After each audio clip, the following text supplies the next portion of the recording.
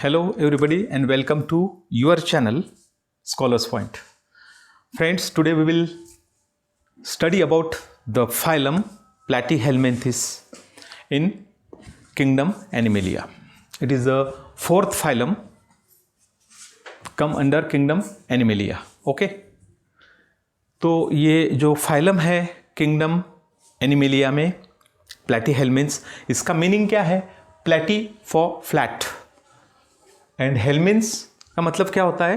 तो वर्म्स, तो जिसे हम हिंदी में कृमि भी बोलते हैं, वर्म्स। ओके, तो इसका मतलब flat worms means the phylum includes all flat worms. Either the flatworms are endoparasites or some are free living. Okay, there are some examples here. Taenia means tapeworm, then Fasciola, it means liver fluke, and then last one is Planaria. These are the three examples as shown in figure. This one is the tapeworm, then this one liver fluke, and this one Planaria. Okay, in this way, here we will study three examples in detail. Okay, now about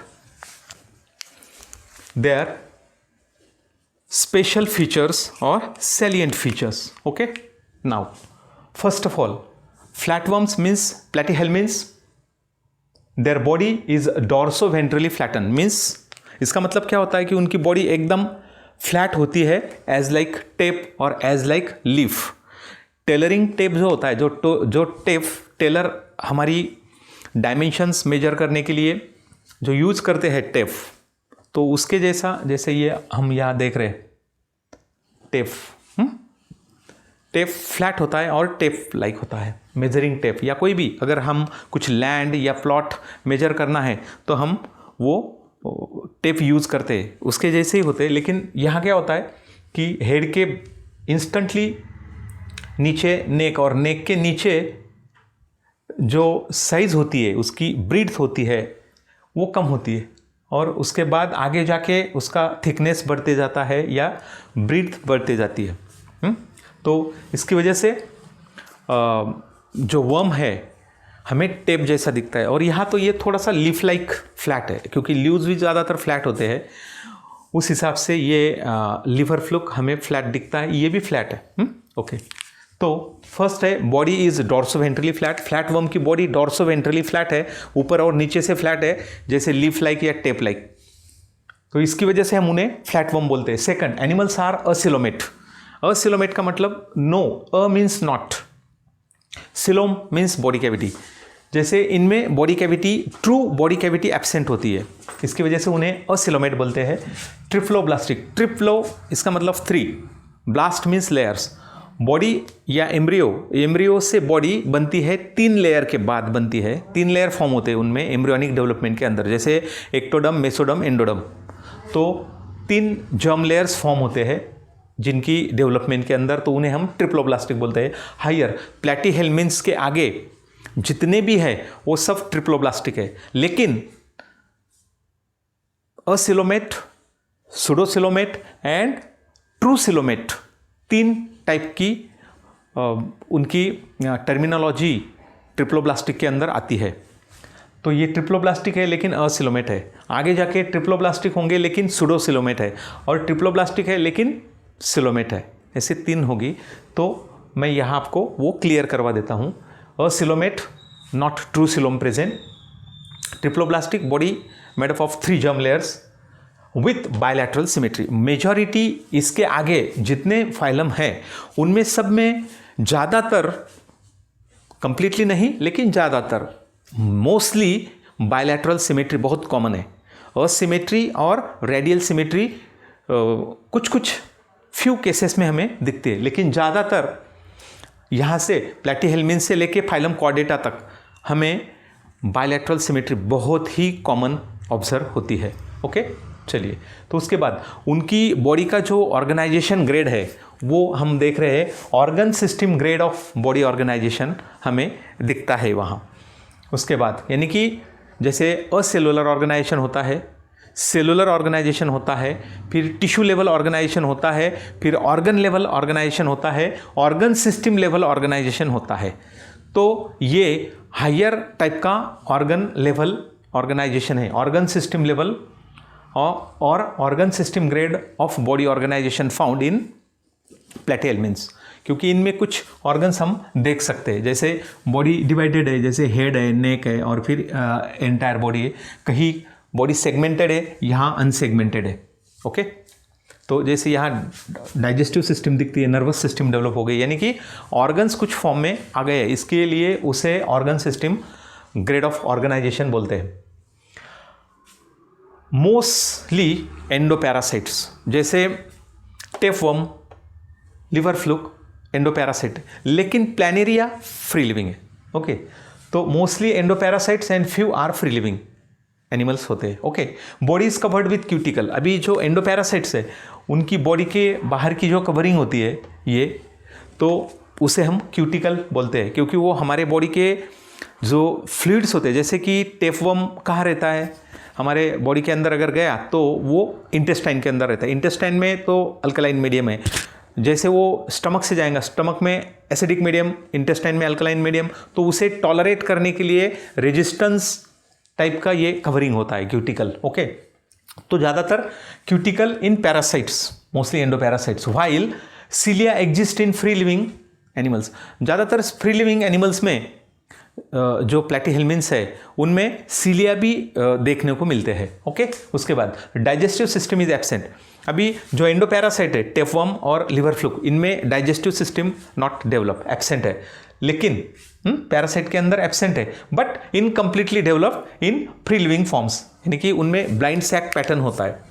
तो ये जो free living form है इनमें हमें दिख रहा है gastrovascular cavity दिख रही है, और इनमें फेरिंग्स है, जैसे डाइजेस्टिव सिस्टम जैसी, और नर्वस सिस्टम एंड वेस्कुलर यानी कि सर्कुलेटरी सिस्टम ये बन रही है, यानी कि डेवलपमेंट की शुरुआत है इन सिस्टम की।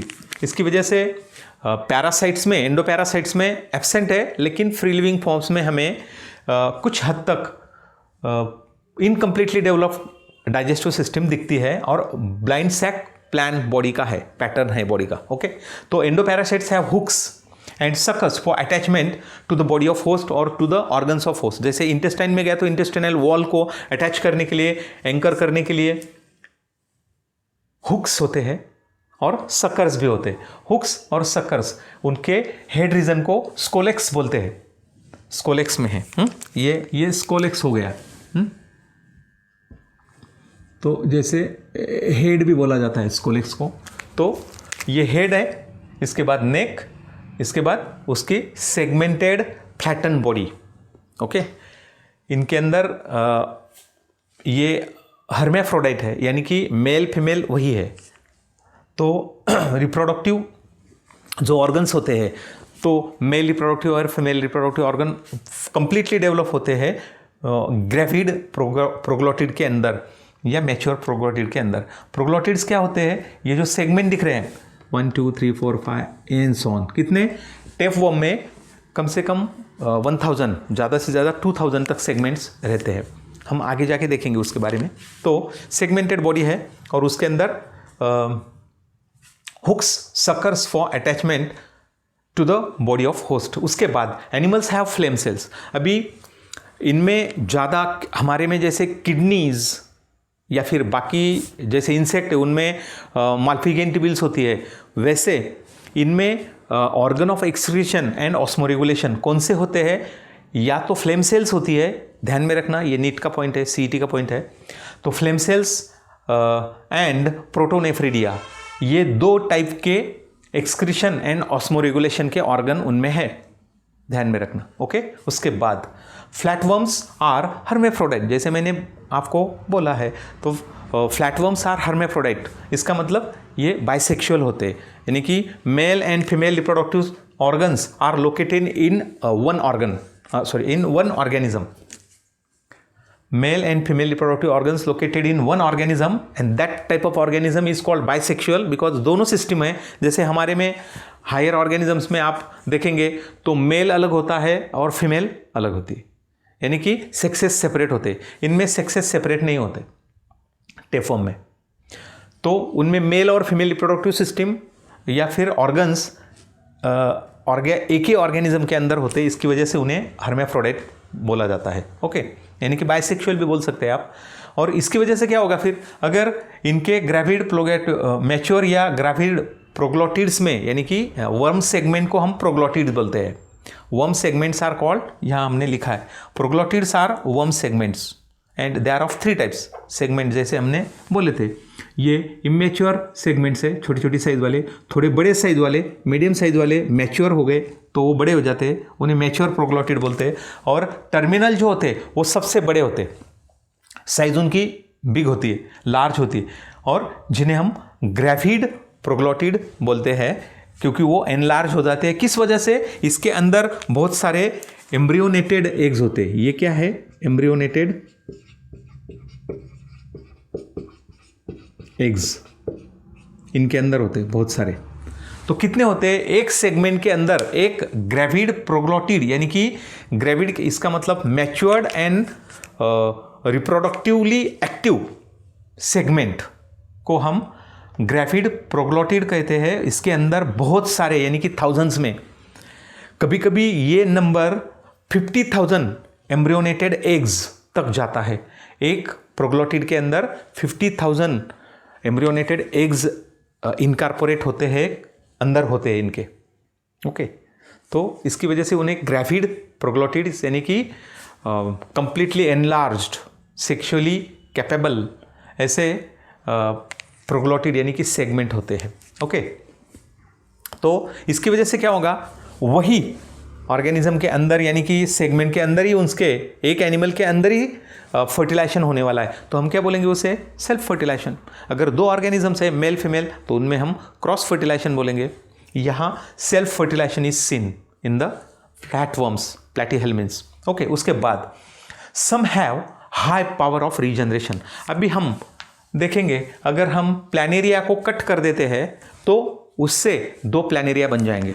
यानी कि जब कोई एनिमल प्लैनेरिया जैसा उसके बॉडी का पार्ट सेपरेट करता है, डिटैच करता है, तो उनमें वो पार्ट फॉर्म करने की, रिन्यू करने की, फिर से नया तैयार करने की, या फिर रिस्टोर करने की, फॉर्म करेंगे और रिस्टोर करेंगे। यानी कि एक प्लैनेरिया के 2 पार्ट हो गए, तो 2 पार्ट से, 2 सेगमेंट से, 2 पोर्शन से, बॉडी पोर्शन से 2 प्लैनेरिया बन जाएंगे, तो उसे हम बोलते हैं रीजनरेशन, पावर ऑफ रीजनरेशन। यहां मैंने एक्सप्लेन किया है, देखो, regeneration is a natural process of replacing, renewal और रिस्टोरिंग डैमेज्ड और मिसिंग सेल्स, टिश्यूज और ऑर्गन्स और even entire body parts with normal function. तो जब इनकी बॉडी के कुछ पार्ट सेपरेट कर दिए गए या सेपरेट हो गए नेचुरली, तो उससे ये रिप्लेस पार्ट को रिन्यूअल करेंगे, उसका रिस्टोर करेंगे। अगर कोई सेल, टिश्यू या ऑर्गन डिटैच हो गया या सेपरेट हो गया नेचुरली, तो और उससे पूरा ऑर्गेनिज्म बन जाएगा। तो यहाँ जो लॉस्ट पार्ट है वो रिन्यू कर लेते हो। अगर डिटैच हो गया तो जैसे हम वॉल लिजार्ड होती है, उसकी टेल जो होती है, अगर टेल कट हो गया, आपने उसके ऊपर अटैक कर दिया, तो वो टेल डिटैच कर देती, और उसके बाद कुछ महीनों के बाद, कुछ दिनों के बाद उसकी टेल फिर से आने शुरू हो जाती है। उसे हम regeneration in tail of a wall lizard कहते हैं। ओके, तो उनमें एंटायर पूरी बॉडी नहीं, अगर वॉल लिजार्ड के हमने 2 टुकड़े कर दिए तो नहीं होंगे, वो मर जाएंगे। लेकिन अगर टेल कट करवा दी तो आ जाती, जैसे हमारे हेयर कट कर दिए तो आ जाते हैं, नेल्स कट कर दिए तो आ जाएंगे। बॉडी का ऊपर वाला जो लेयर होता है एपिडर्मिस, अगर उसको हम थोड़ा स्क्रैच कर दे तो आ जाएगा, तो रीजनरेशन है इसमें। या फिर बॉडी के बोन्स अगर टूट गए तो वो जुड़ जाते हैं, लेकिन सब जगह नहीं। अगर ब्रेन का पोर्शन निकाल के फेंक दिया कुछ तो नहीं होगा। यानी कि रीजनरेशन हमारी बॉडी में कंप्लीटली नहीं, लेकिन इनमें बहुत जगह है रीजनरेशन है, टोटल बॉडी में भी है और टिश्यू में है, ऑर्गन्स में है। ओके, उसके बाद फ्लैटवर्म्स शो पॉली एम्ब्रियोनी। यानी कि क्या होता है, पॉलीएम्ब्रियोनी क्या चीज़ होती है मालूम है? मैंने यहाँ हाईलाइट किए है कीवर्ड्स सब रेड अंडरलाइन करके। तो polyembryony formation of 2 or more embryos, जैसे हमने लिया है formation of 2 or more embryos from single fertilise egg और ओहम। एक फर्टिलाइज हम में क्या होता है हायर ऑर्गेनिजम्स में ज़्यादातर, तो उनमें एक एग से एक जायगोट बनेगा और एक एम्ब्रियो बनेगा और उससे एक एनिमल फॉर्म होगा। लेकिन यहाँ वैसा नहीं, एक एग या ओहम से मल्टीपल एम्ब्रियोज बन जाएंगे, समझ गए? तो उसे पॉलीएम्ब्रियोनी, 1 एग फर्टिलाइज एग और ओहम फॉर्मिंग मेनी एम्ब्रियोज 2, 3, 4 और मेनी, तो उसे हम पॉलीएम्ब्रियोनी बोलते हैं। तो नॉर्मली हायर ऑर्गेनिज्म में ऐसा नहीं होता, ये लोअर ऑर्गेनिजम्स है, एनिमल्स है, उनमें होता है। तो समझ गए आप, क्या समझे पॉलीएम्ब्रियोनी क्या होती है, पावर ऑफ रीजनरेशन क्या होता है, हर्माफ्रोडाइट कंडीशंस क्या होती है, flame cells, protonephridia, hooks, sucker, इनके बारे में हमने मालूमात कर लिया। अभी एनिमल्स की तरफ और कुछ बातें हैं जो हम यहाँ देखने वाले। ये मैंने बता दिया आपको, ये ऊपर वाला पोर्शन जो होता है उसे हम स्कोलेक्स या हेड ऑफ द टेपवर्म बोलते हैं। उसके बाद ये ब्लैक कलर का छोटा पोर्शन है in between head and remaining segments of body. तो नेक छोटा सा पोर्शन होता है जो कनेक्ट करता है ये इमेच्योर प्रोग्लैटिड्स यानी कि इमेच्योर सेगमेंट्स को बॉडी के हेड से कनेक्ट करता है, अंदर वाला छोटा सा, बीच वाला छोटा सा नेक रीजन। उसके बाद थोड़े नैरोअर सेगमेंट्स इमेच्योर होते हैं, यंग होते हैं, उसके बाद वो थोड़ा ग्रो करते हैं और आगे जाके बीच वाला पोर्शन मैच्योर प्लोग्रोटिड्स बनाता है, यानी कि मैच्योर सेगमेंट बनते ही। और एंड में जो कुछ सेगमेंट्स है तो वो ग्रेविड प्रोग्रोटिड्स रहते हैं, जैसे मैंने प्रीवियसली बताया आपको, उनमें ज़्यादातर एम्ब्रियोनेटेड एग्स होते हैं लार्ज नंबर में, तो 1000 में होते हैं। ओके, और ये जो ग्रेविड प्लोग्लोटिड्स यानी कि ग्रेविड का मतलब एनलार्ज होते हैं, और ये जो सेगमेंट्स है जिनमें ज़्यादातर एग्स होते हैं तो वो टर्मिनली वो डिटैच हो जाते हैं। जैसे ये वाला पोर्शन है, ये डिटैच हो जाएगा, ये डिटैच होगा, फिर ये डिटैच होगा, फिर ये डिटैच होगा। ऐसे कम से कम एक दिन में within 1 day near about 5 to 6 gravid proglottids means matured segments with embryonated eggs detach होंगी, और वो इंटेस्टाइन में है हमारे सपोज, तो इंटेस्टाइन में से डिटैच होके वो अपने एनस की तरफ मूवमेंट करेंगी, एनल रीजन की तरफ माइग्रेट करेंगे, या फिर स्टूल में से बाहर निकल आएंगे। हमारे बॉडी के जिन सपोज कोई एक पेशेंट है जिनमें टेपवर्म का इन्फेक्शन हुआ है, तो इन्फेक्टेशन हुआ है, या फिर उसके इंटेस्टाइन में टेपवर्म है, तो टेपवर्म को इन्फेक्शन नहीं बोलते, इन्फेस्टेशन बोलते हैं। तो अगर कोई पेशेंट के इंटेस्टाइन के अंदर टेपवर्म है तो टेपवर्म कुछ दिनों के बाद मैच्योर प्रोग्लोटिड्स के आगे, यानी कि पीछे वाला पोर्शन, मैच्योर प्रोग्लोटिड्स के पीछे वाले पोर्शन को ग्रेविड बनाता है, एनलार्ज बनाता है, क्योंकि उनमें एम्ब्रियोनेटेड एग्स फॉर्म होते हैं, मल्टीपल एम्ब्रियोज फॉर्म होते हैं, और जैसे ही वो बन गए कंप्लीटली तो डिटैच हो जाएगा वो सेगमेंट, उसके बाद उसके आगे वाला सेगमेंट, उसके आगे वाला सेगमेंट, इस तरह से हर दिन 5 या 6, ज़्यादातर 6 प्रोग्लोटिड्स वो रिलीज़ करता है। वो एनस की तरफ मूव होंगे या फिर स्टूल के द्वारा बाहर आ जाएंगे, हमारे एक्सक्रीटरी मैटर के अलॉन्ग विथ वो बाहर निकल जाएंगे, और वो मिट्टी में या फिर कहीं स्प्रेड होंगे। ओके, हमारे जो टॉयलेट वेस्ट के साथ वो बाहर निकल जाएंगे। ओके, तो वो भी अगला होस्ट चूज करेंगे। एक तो पहला जो प्राइमरी होस्ट होता है उनका, एक तो पिग्स होते या फिर कैटल, काऊ वगैरह होते। तो पिग्स में पाया जाने वाला जो टेपवर्म है, इसका नाम है Taenia solium, found in pigs. तो पिग का प्राइमरी होता है, और जो लोग पोर्क ईट करते हैं, खाते हैं, तो पोर्क के along with somewhat uncooked, less cooked, not completely cooked जो पोर्क होगा, उसकी वजह से वो जो ईटिंग करने वाला आदमी है उसके डाइट में अगर पोर्क है तो वो उसके इंटेस्टाइन में जा सकता है। तो क्योंकि नंबर बहुत ज़्यादा होता है एम्ब्रियोनेटेड एग्स या उसका, तो इसकी वजह से वो कुछ मर गए तो कुछ बच जाएंगे और आगे जाके इंटेस्टाइन के अंदर ग्रो करेंगे अगर वो इनकम्प्लीटली कुक्ड है तो टेनिया सोलियम जो पिग उसका प्राइमरी होस्ट होता है, उसकी वजह से पोर्क के थ्रू, उसका पोर्क ईटिंग पर्सन जो होते हैं उनके अंदर पाया जाने वाला टेफॉर्म है ये। और दूसरा टेनिया सैजिनेटा, ये जो बीफ खाते हैं उनके इंटेस्टाइन में पाए जाने वाला टेफॉर्म है। जो वेजिटेरियन होते हैं उनके इंटेस्टाइन में टेफवर्म ज़्यादातर नहीं होते वेजिटेरियन के अंदर। ओके, तो जो एडल्ट होते वेजिटेरियन एडल्ट, तो उनके यहाँ चिल्ड्रेन में मिल सकते क्योंकि कंटेमिनेटेड सॉइल के कांटेक्ट में आ गए तो हो सकता है। तो ध्यान में रखिए टेनिया सोलियम, इसकी लंबाई 2 से 5 मीटर तक होती है और उसे पोर्क टेकफॉर्म कहा जाता है और इसमें कम से कम 1000 ज़्यादा से ज़्यादा 1000 सेगमेंट होते हैं। उसके बाद टेनिया सेजिनेटा, जिसकी लेंथ 25 मीटर तक होती है, ये बहुत लंबा होता है क्योंकि इसका होस्ट भी बड़ा है पोर्क के अलावा, पोर्क यानी कि पिग और बीफ यानी कि काऊ। तो काऊ या कैटल बड़ा होस्ट है, इसकी वजह से इसकी लंबाई ज़्यादा हो जाती है, 25 मीटर तक इंटेस्टाइन में ग्रो कर सकता है और ये 5 मीटर तक ग्रो कर सकता है। टेनिया सोलियम और सेजिनेटा अलग अलग स्पीसीज़ है। ओके, तो टेनिया सेजिनेटा को हम बीफ टेफॉर्म बोलते हैं और उसके सेगमेंट्स कितने होते हैं, 1000 से लेके 2000 तक सेगमेंट्स पाए जाते हैं उनमें। ओके, तो यहाँ और एक इंटरेस्टिंग बात हम बता देते हैं, किंगडम एनिमेलिया, फाइलम प्लेटीहेल्मिन्थ, उसके क्लास 2 क्लास के बारे में हम सोचेंगे। क्लास सिस्टोडा के अंदर ये segmented tape like animal endoparasite होते हैं, जैसे Taenia solium, Taenia saginata etcetera etcetera, बहुत सारी वैरायटी होती है उसकी। तो वो सिस्टोडा के अंदर आते हैं, segmented and tape like flat cestodes के अंदर आते हैं।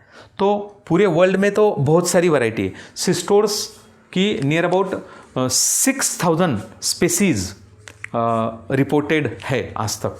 सिस्टोड की, टेपवर्म्स की 6000 स्पेसीज रिपोर्टेड है, बहुत सारी, यानी कि वाइड वैरायटी में हमें वो मिलते हैं। उसके बाद बहुत ज़्यादा नंबर होता है उनका, अलग अलग देशों में अलग अलग तरह के टेपवर्म पाए जाते हैं। उसके बाद क्लास ट्रिमेटोडा, तो इनके बॉडी के ऊपर हमें सेगमेंट नहीं दिखते, तो ये ट्रिमेटोड हो गए। ट्रिमेटोडा है कौन से, लिवर फ्लुक अनसेगमेंटेड और लीफ लाइक बॉडी, थोड़ी सी भी इसकी और इसकी भी बॉडी समवॉट लीफ लाइक है, तो उसके ऊपर सेगमेंट नहीं, unsegmented and somewhat leaf like, not tape like, तो उन्हें हम ट्रिमेटोड्स बोलते हैं। इनके अंदर आएंगे liver fluke, planaria etcetera. Okay, तो ये हो गए टेफॉर्म के बारे में, यानी कि सिस्टोडा के बारे में। और ये 2 ट्रिमेटोडा में आते हैं, जैसे लिवर फ्लुक और प्लैनेरिया, क्योंकि ये अनसेगमेंटेड है और समवॉट लीफ लाइक उनकी बॉडी। तो ये हो गया पूरा डिटेल फाइलम प्लेटीहेल्मिन्थ यानी कि फ्लैटवर्म के बारे में। ओके, अगर आपको ये मेरा वीडियो पसंद आया होगा तो प्लीज़ लाइक कीजिएगा, सब्सक्राइब नहीं किया है तो सब्सक्राइब करिएगा और अपने दोस्तों को शेयर कीजिए।